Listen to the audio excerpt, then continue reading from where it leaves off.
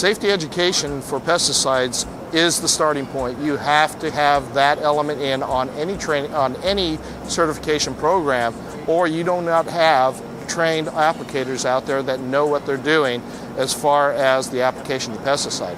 Remember, we're using substances that are designed to kill pests. If we don't have competent applicators out there to be able to do this operation, we put our citizenry and our environment in jeopardy. Training ensures, at least to a certain extent, that we have competent applicators that will be able to not only protect the environment, but also our citizenry. AgriLife or extension programs nationwide engage in the development of educational programs, whereas the regulatory agencies, known as state lead agencies, they actually conduct the licensing programs. So, the way it works is we would go out and we would train the applicators to use the pesticides. After they've demonstrated competency and passed some other measures, then they're eligible with the certificates of proof of education to go and sit for their licenses with the regulatory agencies. In order to apply those pesticides, you need to have a license or a certification. And so we train people how to use those pesticides safely so that we can reduce any kind of impact that we're not expecting. When that applicator is certified, that means that they have a core competency in order to perform the duties that you're licensing them to do within the state.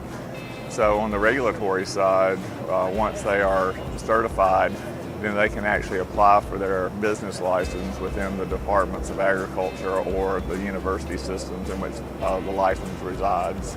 Once certified, an individual has to maintain that certification through training, and those trainings are conducted generally over a 3-year period. They have to gain enough credits to maintain that licensing.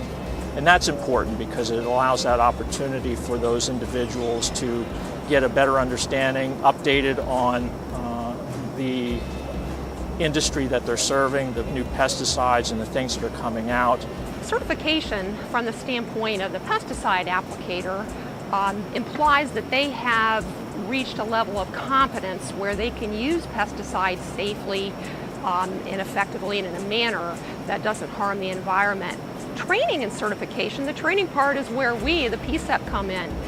We do train new applicators. We hold day-long programs where they come in and learn about core topics and category topics, and they can take their exam all in one day. So training and certification is what we do.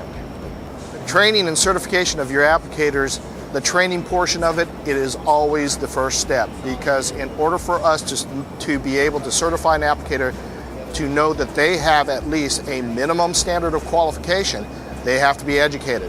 When I certify an applicator and when I license an applicator and say this person can perform pesticide applications as a commercial or professional pesticide applicator, I am certifying that this person has a minimum standard, what we consider to be a minimal standard of competency before they go out there. So the protection to the public and the protection of our environment is already there and is fairly well assured. Our primary goal, as mandated by federal law, under the United States Department of Agriculture, they have what we call a memorandum of agreement with EPA. So EPA is known as the administrator, whereas USDA is known as the secretary. The mandate says that cooperative extension service programs nationwide, again, develop the training materials, conduct the training activities to include initial certification, meaning training, and recertification, meaning relicensure.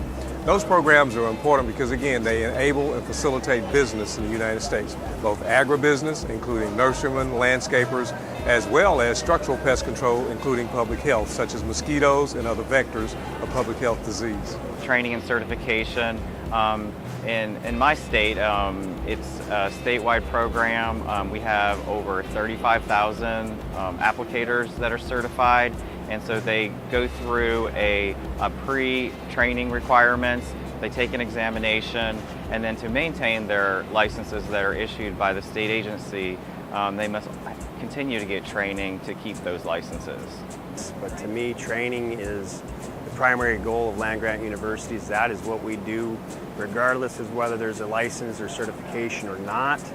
Our job as trainers is to get out there and actually educate the consumers and applicators of proper use, whether it's commercial, private, or just the homeowners, try to avoid non-target impacts again and minimize pesticide waste as well. Whereas certification is guidelines set up through the federal government and state government, and that's a way of teaching certified applicators in the use of restricted use in the case for farm applicators, or in general in Montana for all pesticides for commercial use.